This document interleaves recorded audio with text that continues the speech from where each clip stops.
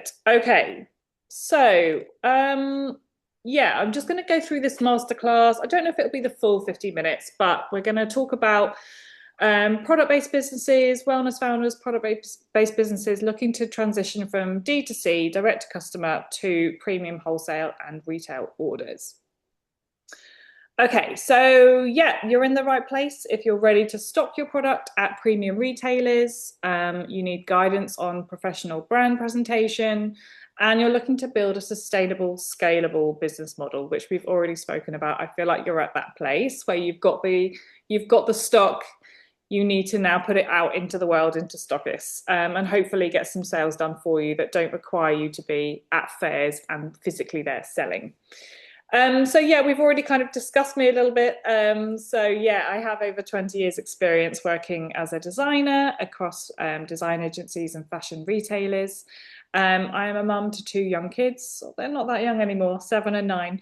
And I work around them. So my business is very flexible around them. And that is the same with lots of my clients in terms of them wanting a flexible lifestyle, a flexible job that works around their family commitments. And my mission is to give product brands the authority, the visual authority to stop chasing individual sales and start landing high volume wholesale orders. And we'll talk a little bit more about that later. But I feel like you're already on the right page because you're already set up for that. So here's just a snapshot of some recent work that I've done for a couple of different fashion retailers and also a product brand, which was all about products for babies and mums that they can use, lovely bath products. And I'll go into that in a bit more detail a bit later on. And just some lovely feedback from my clients. I'm not going to read through all of these, but essentially what I really focus on when working with my clients is thinking about the strategy and who my clients really want to work with and who are their best customers in terms of who they're selling to and how we can attract more of those people to their brands. But also really importantly, thinking about what makes your product different and how you can show that through your visual brand. Because just establishing your point of difference is really going to help you to create your own place in the market. And I'll go into that in more detail as well a little bit later on. So today I'm going to show you how you can take your product from D to C to achieving a brand capable of scalable income. I'm just going to check the meeting quickly. Okay. Okay, perfect. So if this sounds familiar, you have great customers and reviews, but sales can be a little bit inconsistent. You're tired of the TikTok hustle. You want retail orders that scale. Your DIY brand did the job at the beginning, but is now potentially holding you back from approaching the retailers that you would like to. And you're not really showcasing your difference. So you have your products, but actually when it comes to your visual brand, what's the thing that makes your product attract the right audience? Let me know if any of those resonate with you and we can tailor the rest of the content. Okay. So what we're going to learn today, one, we're going to do a really quick audit and talk about the 5 DIY branding mistakes that signal more of a hobbyist to a wholesaler buyer and how to fix them. And we're also going to talk about the shelf impact system. So how to design packaging around your product that works hard on a crowded retail shelf and grabs attention in 3 seconds. And then we're going to talk briefly about the wholesale toolkit. So the exact design assets you need for stockists to say yes to buying your product. So I think you probably already know this, but why would you get your products stocked? So having retailers stock your products can be a game changer for any small business. So with access to a vast customer base and credibility that comes from being associated with those larger stores, if you are going for larger stores, it's an opportunity to take your business towards significant growth. So obviously, if you're selling from your website or you're selling from your Etsy, it's specific to those. It's very much D2C in terms of the individual sales that you're getting. When you stock at wholesalers, you can really capitalize on sharing your product with a much wider audience. You can even look at different countries, different regions, seeing where your product sells the best at a fairly low risk for you. So stocking having your product stocked is a real win-win. And like we were talking about earlier, when you have the quantities, actually that's when you're in a brilliant position to be able to ship them out to various stockists and to make more sales and to be able to scale your product-based business. Do you have any questions before we go on? Yeah, no, yeah, Perfect. listening. Yeah. So yeah, just wondering for you, why it hasn't happened yet. Why is your product not stocked at retailers? And we discussed this a bit before, so you're on the cusp and you have a stockist already. Yeah, and then also I just started designing and having, outsourcing the making basically. I actually, these products are not even a month old. So it's, I haven't had products before. Amazing. And what's the range of products that you currently sell? How many different items do you have? Just to add to the beginning. So I thought I come with a bang in early on the year with the Easter collection, Mhm. and I designed it and I placed the order, and then they shipped it, and then because the war broke out in the Middle East, Oh it yeah. got stuck in Qatar and it just did not move. And we didn't know what's going to happen. So that was the beginning of my whole journey. And it was like devastating because obviously I spent money, time, So, and then very unexpectedly, just 2 weeks before Easter, my products arrived. But obviously it was 2 weeks before Easter. So it was not a chance. So 90% of those products I'm still holding, but now I have to wait till next Easter with Okay, because they're season specific. products. So they are in storage now. And then I went on to my second collection was in the design process at the time. So basically, my second collection is 5 different bag charms, which people can hang on their bags, little figures, Yeah, and felt flowers. yeah, I don't know if you have a moment to peek on my website, you can kind of see like people can buy them as the stem or little bouquets that are already put together. So yeah. this is kind of the spring summer collection, and then now I'm shortly going to start working on the autumn and winter, which is gonna be mostly Christmas decorations because those Okay, I know yeah. that those are good ones. So your work is very seasonal in terms of, It is very seasonal, yes. I mean, I have this idea of doing something more evergreen, which is I thought to venture into toys, but I don't want to be all over the place. yeah, yeah, So I'm at the moment established as more of a decor. yeah, And then I mean, even because my business started off with nursery decor and names, and then even that I felt like it was a switch to what I'm selling now, like the back charms. But the customer base could be similar. So those moms, they are happy to buy some felt flowers, even to decorate their nurseries, or yeah, have on the nappy changing bag a little charm. yeah, It might be as well a good transition to toys, but at the moment, I feel like I want to establish myself. I want to put some systems into place, how I'm going yeah. to sell the flowers and the charms. And then once I have the formula, then I can apply it for another product. Absolutely. And I I think the don't want to be all over the place now and just, oh, let's do this, let's do that, let's. yeah. And I think actually having your product in wholesalers and retailers is a perfect way to test what sells and what doesn't. So you Mm, can start to see what becomes really popular and yeah, then maybe develop that range yeah, rather than kind of just picking things yeah, randomly now, because like you were saying before, you have to commit to a large bulk order. So yeah, what you don't want to do is try something new and then not know if it's going to sell. yes, Whereas having it in the retailers, even the seasonal items, you can really tell what's super popular. And then for the next time around, you can grow that collection, create more of those things, and start to play with it in a more targeted way. So yes, that you're going to be able to increase revenue and sales on the things that you know are already popular, if that makes sense. yeah, Yeah. And I think also having, because your work is quite seasonal, having it in stockist is perfect for you because it means that everything is so far in advance.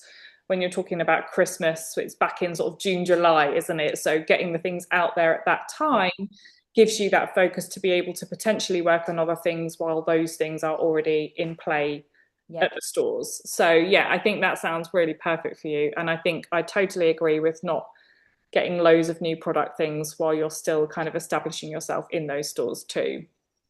Yeah, that sounds really good. Um, so I just want to go through a few things in terms of your kind of visual brand, your packaging, all of those things that might say hobbyist to a wholesale buyer and won't give the premium feel of somebody that's really established. So there's five kind of things that are a little bit red flags in terms of what you could be doing and the potential that you could be losing out of in terms of when you pitch to those retailers in the first place. So Canva default fonts, script fonts or typography that feels uncurated and generic. So Canva is obviously an incredible tool. I'm not saying people shouldn't use it at all, but I think the problem is that it is such a good tool that it does get very overused. And when it comes to brand design, people tend to look at it as a quick fix for things. But the problem is that when you use fonts that everybody else is using, you're not establishing yourself, you're not separating yourself and your brand from them. And you're also not really thinking about your point of difference and how you can use that to attract the right people to your brand. We definitely don't want a brand that feels generic or uncurated. We want something that feels like your brand, like the way you want people to feel when they come across your brand for the first time, something that feels kind of playful and fun and cute. The second thing is to lose hierarchy. So thinking about your color palette and layout with no clear system or focus point. So whether you have physical packaging or whether your products are just have like a swinger or however they're going to be in the store, we really need to think about what the focal point is for that. And also information overload. So there's certain things that you will have to have on your packaging, for example, but packaging copy that tries to say everything at once and also says nothing. So that also relates back to the previous point about hierarchy. What's important? What do you want the customer to see first? What information has to be there? But bombarding them with everything at the same time is going to be messy and confusing. And then also when it comes to your logos, so static logos, so having maybe one logo that works for a profile picture but disappears on a tiny shelf sticker. So when you have a product-based business, you don't, the beauty of having a versatile brand is having multiple brand elements that you can use, because there will be different ways in which you need to showcase your brand on your packaging, on marketing materials, in the store itself, on your social media, on your website, and all of these things will not have the exact same space to use for your logo. So it's really important that you have a versatile system so that you can use different elements. And I'll show you an example of that in a second. And then also having a disconnected range. So no visual cohesion across your different product lines. So obviously you're going to have Christmas products, you're going to have Easter products, but people should be able to see those products and identify them as being from you. It's the same visual language. Although you might have tweaks to the brand and you may make it seasonal, it should still be along a similar vein. So for example, if you're going to be using like illustrations or things like that in your brand, then they need to be a sustained kind of look and feel, no matter which season they're in, if that makes sense. And now I just really quickly want to talk about the difference between selling something online and selling something in store, the difference between scanning online and scrolling.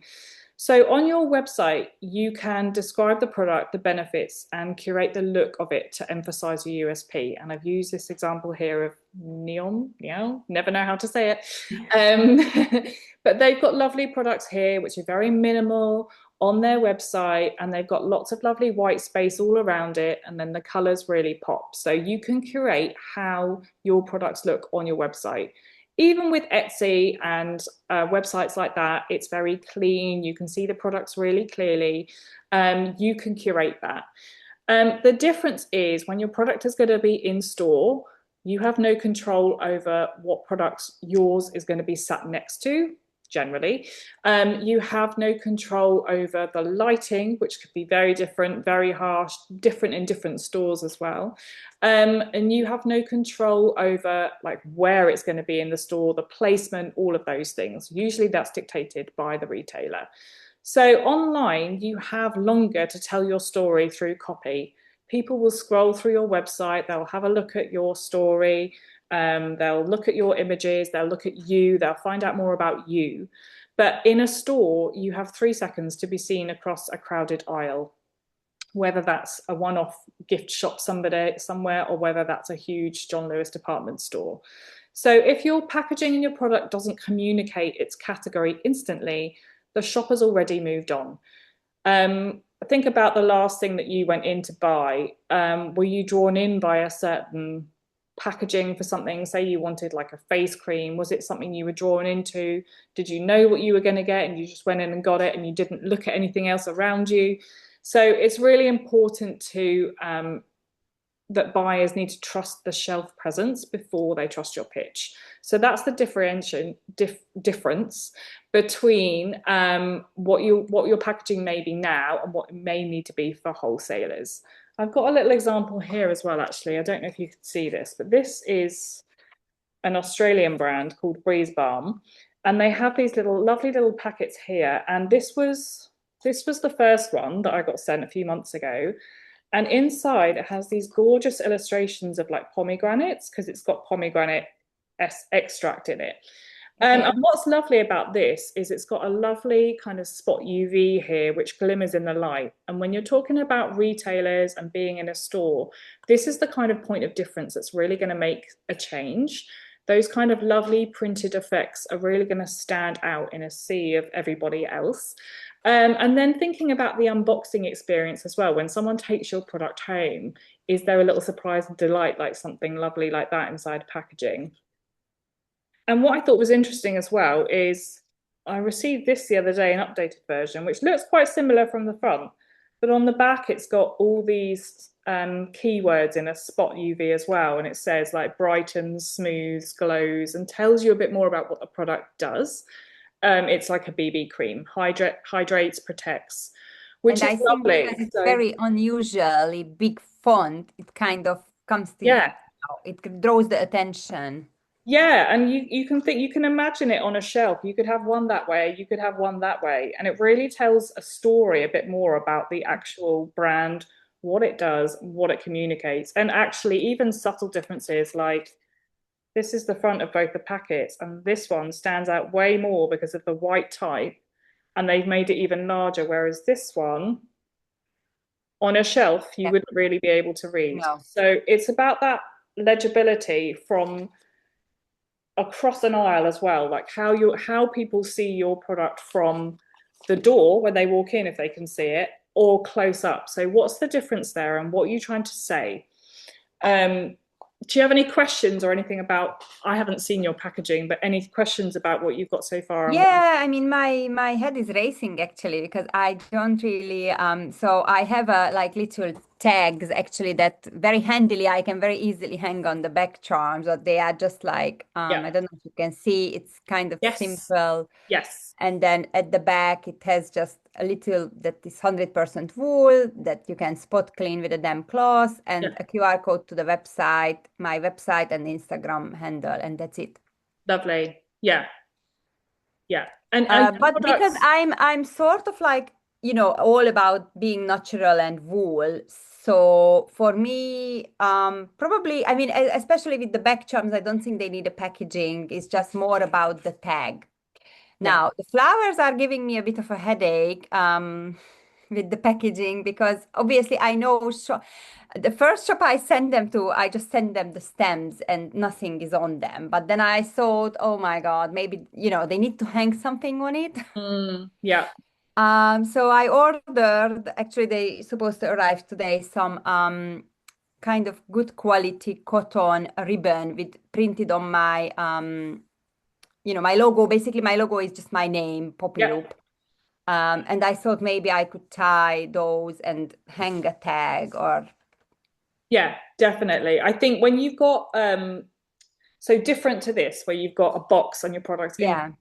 Yours is obviously different, where you've got people are going to see your physical product first and the tag Yeah, is secondary. So, yeah. what you need in that instance is to have a tag that doesn't take away from the product.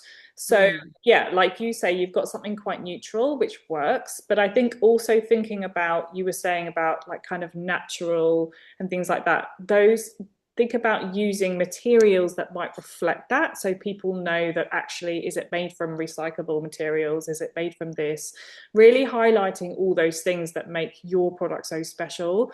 Is it handcrafted and what kind of wool is it, and all of these things I think are yeah. really going to add to that. You could even have like a sort of a folded tag which has more information in the middle about your story and why you started and what your brand name means. I think the more detail you can go into to making that connection, because someone's going to pick up your product, they're probably going to look at the tag to look at the price. So the Yeah. more information you've got there, which tells more of your brand story, I think will really help to communicate what your product is all about. Because that will be, like I just said, the difference between your website, where someone can look at your products and then go to the about page Yeah. and scroll down and read all about you. You don't have that with a physical product. And people, as much as having a QR code is great on there, there's probably a very small percentage of people that will actually scan that QR code there and then to look at it in the shop. Yeah. They might do it later when they're at home and they've bought the product and they want to know more about it. But I think, yeah, just having that information there, but also thinking about how your brand comes across. So the kind of black and white, I understand why you've done it, because you don't want to, your products might be quite colorful. You don't want to do anything that kind of compromises that. And I was thinking to do the brown craft paper tags, but Yeah, then I just want to differentiate that I'm not that crafty brand. I'm more, I know it's a handcrafted item, but I want to position myself as more premium. yeah, So the paper, I mean, you probably don't see it from here, but it's like the linen sort of, and it has a bit of thickness to it. So I wanted to yeah, give that lovely. little bit of, it's clean lines, it's black and white, but has a bit of a more premium feel to it. Yeah, I think that's really important. And that's what I was talking about with this in terms of the kind of effects and the spot UV and stuff. So it's having those printed elements that are more premium, if that's the look you want to go Yeah. for. Absolutely. And yeah, I think it's about kind of how do you, maybe it's a really beautiful ribbon. How do you connect that to your products? How do you think about, like you were saying, more difficult products with packaging? How do you make sure that all those tags look consistent, but they also look really beautiful and premium too? And then what are the ways in which you can introduce more of your brand personality and tell more of your story into that? Um, and this is just an example of a brand that I worked on. It was, yeah, a midwife actually decided to create a range of bath soils and bath salts and bath oils and things for mum and baby.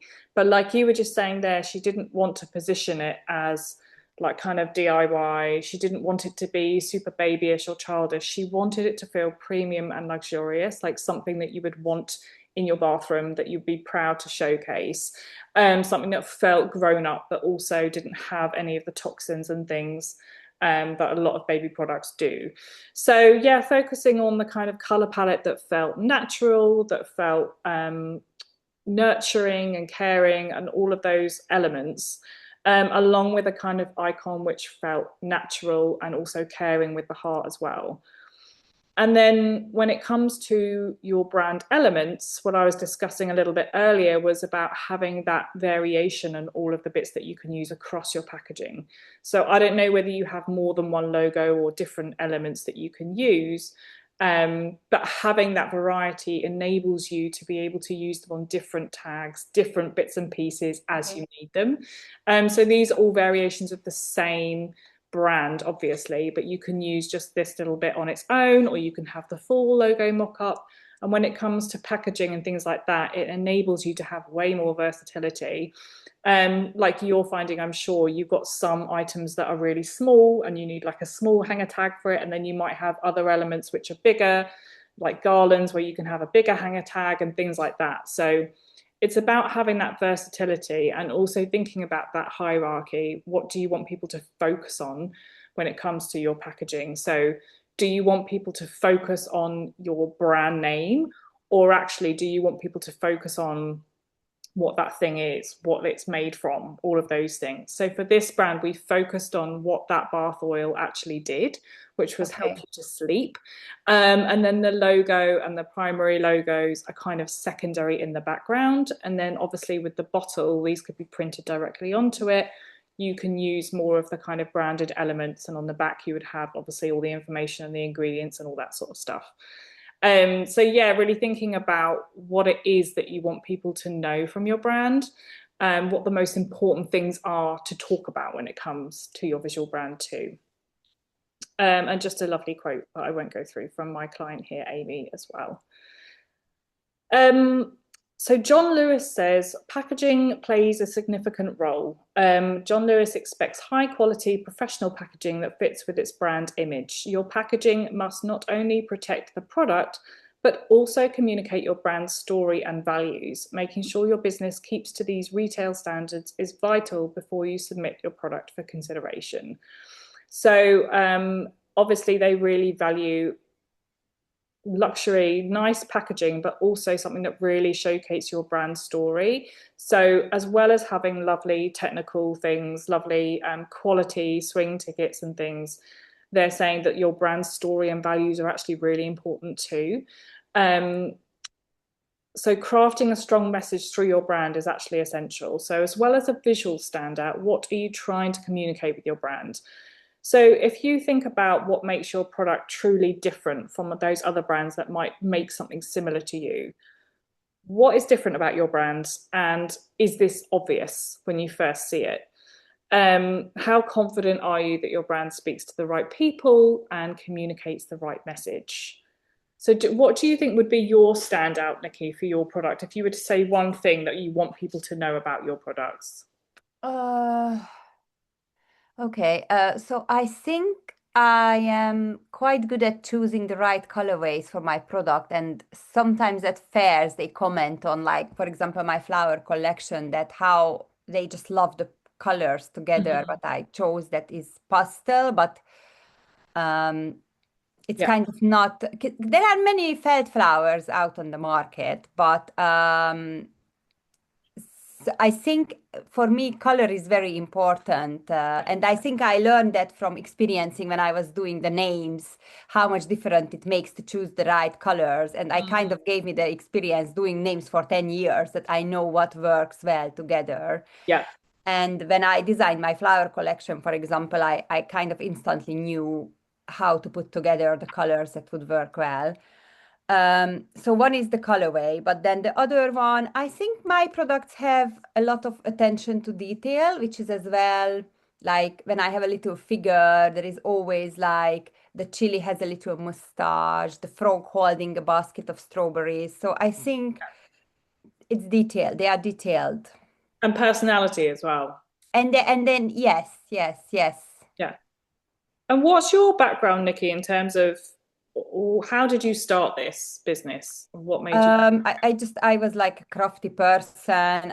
My second baby was born. I made a name garland for her. Just literally watched on YouTube how to do it. Bought some very cheap felt Yeah, from somewhere. So, and then people came to visit us to see the baby, and they were like, "Oh, that's so nice! And can you make one for me? Can you?" And this is how it started, friends and family. And then I thought, "Oh, why don't I put it on Etsy?" And yeah, then this is but I mean it's funny to look back of my first products, how you can tell they are very handmade.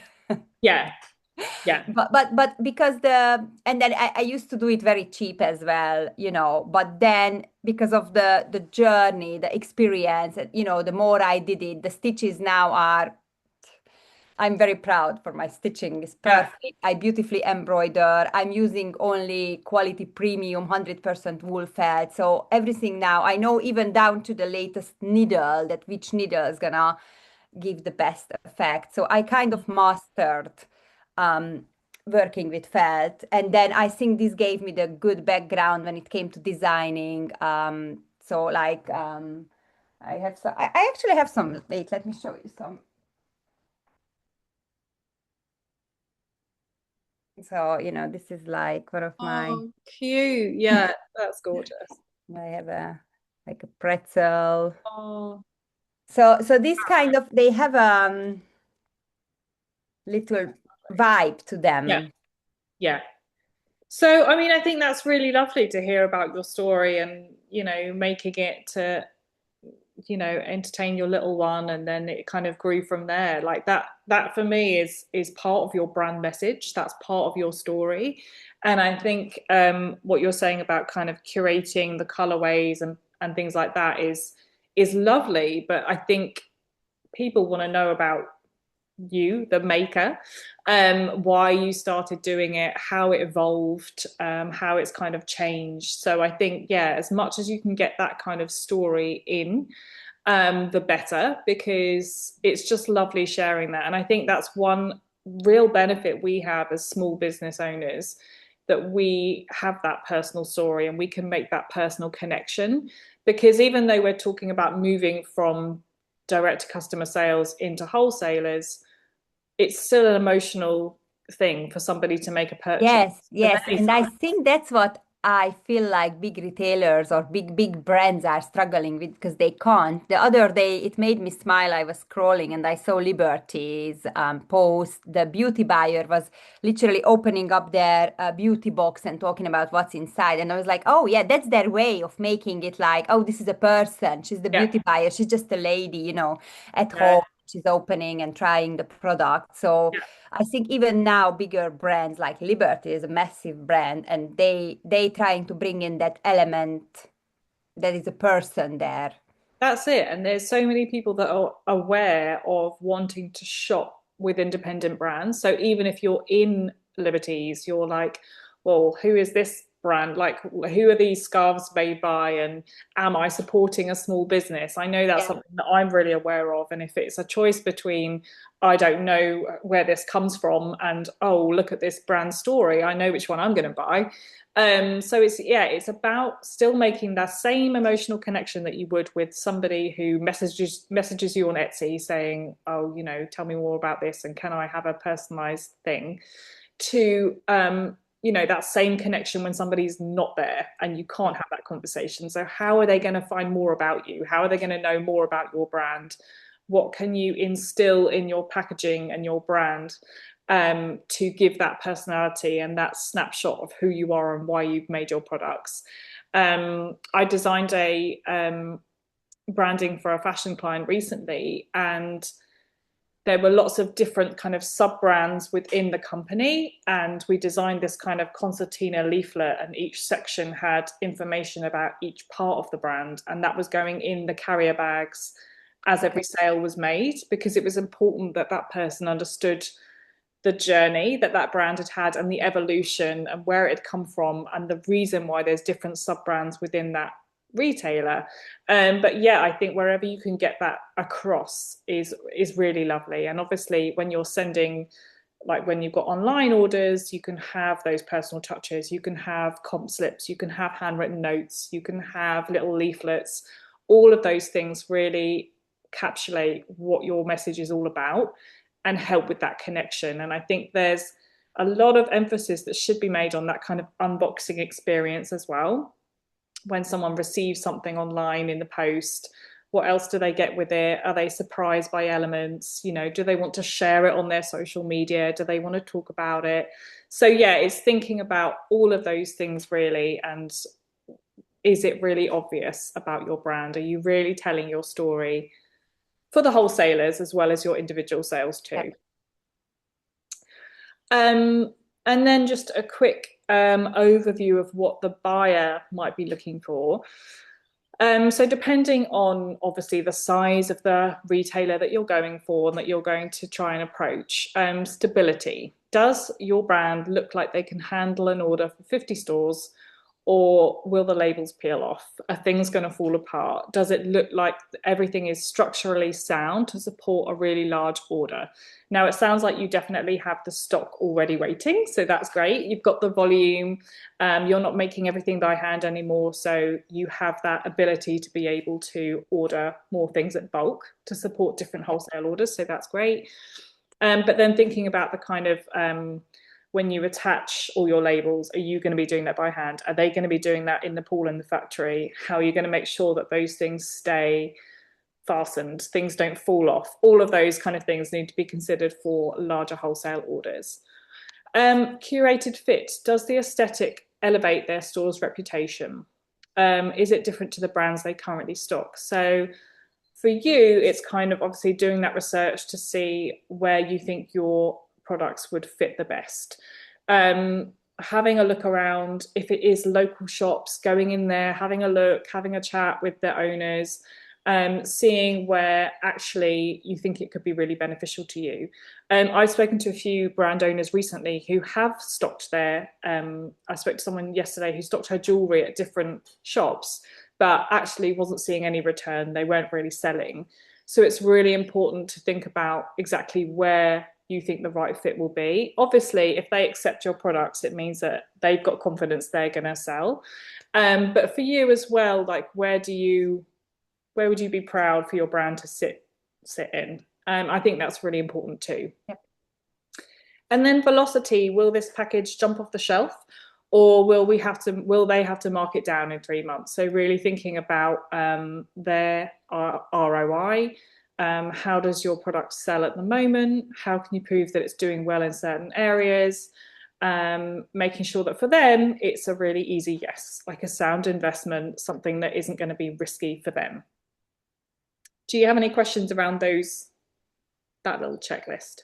No, it's quite clear what you, yeah, Okay, said. perfect. And then obviously feel free to ask me any questions at any point because it's just us. But would love to know if there's any elements that you need to work on before you can approach more retailers with your product, or if you feel like everything is set. I think probably the talking about like myself as a person behind the brand because yeah, I mean this one doesn't really say that, or even just designing maybe a postcard. And that come to mind. I recently ordered online. It was kind of an impulse buy. It was laundry detergent sheets and dishwasher sheets, Yeah, and then when the packaging arrived, it was a very nice packaging, considered it was a very domestic item. yeah, But then there was like this little postcard about a mom and the son. The mom was maybe in 60s, son around 30-ish. And they created this brand because they wanted a natural, way of washing. And it was just, I just found it like so nice. I think I yeah. even kept it as an inspiration. Yes, Um, because that's now it. I know I ordered those laundry sheets. I know the people who came up with the idea and what's That's their story exactly it. behind. Yeah, that's exactly it. And now you've kept it for a reason, right? Because you enjoyed the experience of that. You enjoyed the personal touch of it. And actually, if your friend said to you, "Oh God, I really need a laundry sheet," that's exactly who you're going to recommend. You're going to talk about it in an enthusiastic way that you just talked to me about it. Yep. And that's where you get to build that kind of fan base of really loyal customers for your products. Because if people have a really lovely experience of unboxing something, they're going to share it, they're going to talk about it. And that's sort of doing your marketing work for you in the best way, because it's like getting a really lovely review from somebody that somebody else is going to look at and go, "Oh God, yeah, I really want that for my business," or "I really want to buy that." So yeah, definitely what you can do with that unboxing, and if in stores there's a way to add that story as well. Maybe even it is in the QR code. What does that go to? Does it not just go to your website? Does it go to your about page, which would be really lovely? Do you have just a little more information that you can get? Do you do like a little postcard or leaflet, or yeah, ways in which you can connect with people, I think is always going to be a real win for small business owners. And I think it's just getting to know you as well. And even like, I don't know whether you have like names for your little, like, do each of the characters have a name? Yes, so I kind of officially haven't launched the back charms yet because I don't want to be messy. So at the moment, I'm very much marketing the flowers, Yeah, and I thought now it's end of May, probably when 1st of June they're gonna come in the back charms, and it's gonna be for at least for a while. It's gonna be lots of marketing around the back charms. And yes, I'm planning to give them names. And so for Easter, I designed two bunnies, a boy bunny and a girl bunny, and they I called them Oliver and Millie. Yeah. And then I did this AI video, which I mean everybody loved them, and they were asking, "Oh, how did you make that?" And it was just the bunny walking.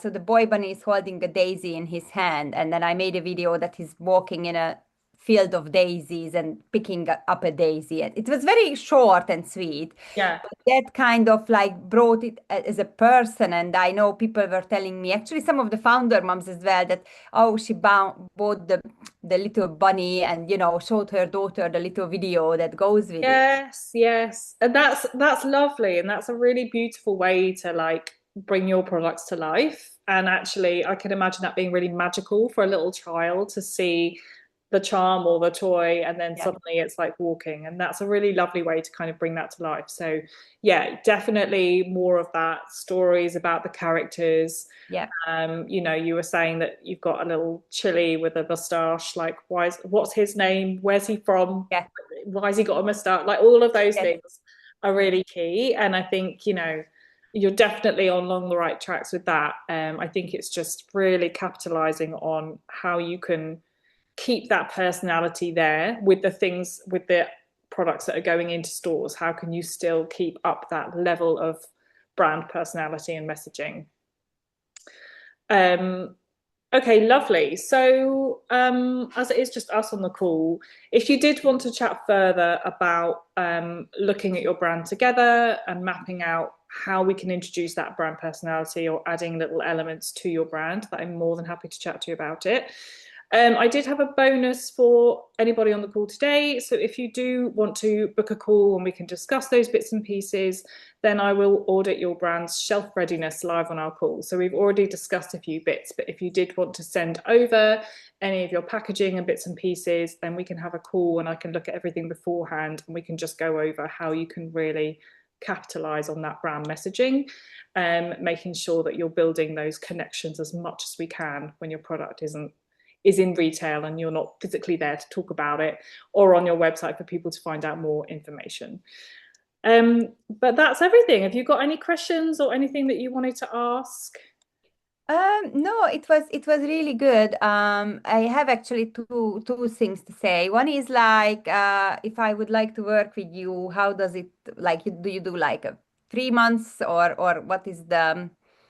Yeah, so we would have an initial call and we would talk about your brand and what it is that you want to work on, what you want to focus on, and then I will come up with a kind of custom plan for you. So usually it is working on your kind of brand strategy, looking at how we want to set your brand apart, your USP, looking at your competitors, your analysis, and then thinking about how we can tweak certain elements of your brand. So whether it's a full rebrand or whether it's increasing or adding to the elements that you have, to make sure that, as we said in the presentation, you've got all those elements that are versatile to use across different packaging elements. And then it's kind of the design package, and I've got a couple of different packages set for different stages of businesses. So it's working through which one of those that you would like to go for. My brand intensives take about a week for you to get those brand elements. And then my longer packages, which is like brand strategy and full brand design, takes sort of 4 to 6 weeks. But it's really establishing what you want from that call and what would be the best fit for you. And then also what budget you have and what you actually want to work on as well. So yeah, if you did want to arrange a call, it's not structured, it's very informal, and we can just talk about what you have and how we can capitalize on it if you would like to. Okay. Well, yeah, I would be definitely interested, but I just have to wait some more money to come in that I can set aside for something like this. No problem. Because at the moment I have to place soon an order for the Christmas decorations, and that has to be my priority because it has to. So I have to spend some bit of money on that. Yes. But after that, when that's done and out of the way, and I can put aside some money for this. Yeah, I would love to continue our chat. Okay, perfect. All right. And I also wanted to tell you that I think you should do a session in the Founders Moms Hub. I don't know Yeah, how. I've asked Yeah. Tracy. Okay. She hasn't gotten back to me. I think she's probably overwhelmed with everybody asking the same thing. But yeah, I have asked if I can do a session. Because exactly this presentation, I think it's so perfect and well Oh, done. thank you. So Thank you. And thank you so much for coming. And I'd love to know what is one kind of biggest takeaway that you've got from today. What's one thing that you're going to probably the putting myself there as, to build the brand as a with the person, how they say the Yeah. personalized brand. Yeah. So because it makes me reflect on, like, okay, somebody walks into a retailer, a little gift shop, they saw my item, but what does it tell Yes. about my brand? Yeah. Like a bit more, yeah. Yeah. Perfect. Okay. Well, thank you so much for coming. It was really lovely to have you. And if you do have Let's any keep in touch questions, then on Instagram, yeah, and then yeah. definitely. Yeah, definitely keep in touch. And if you've got any questions, just message me. I'll send you some voice notes back or whatever it is. Okay, But thank we'll you, keep in Jane. touch and good luck for your December. It's December, Yes. it's June, isn't it, that you got to I send? know, and it's Yeah. just like to get into the mindset of designing now this Christmassy and even some autumn stuff is I remember from working in fashion retail, it was always Christmas in July and doing shoots in yeah. July, and it was always mad to get your head around. But Yes, yeah. yes, it is, yeah. Oh, lovely. Okay, well, lovely. Thank you so much for Have a coming. And if good you do have day any and speak questions, soon. let me know. Take care, Okay, Nikki. bye bye bye. Bye.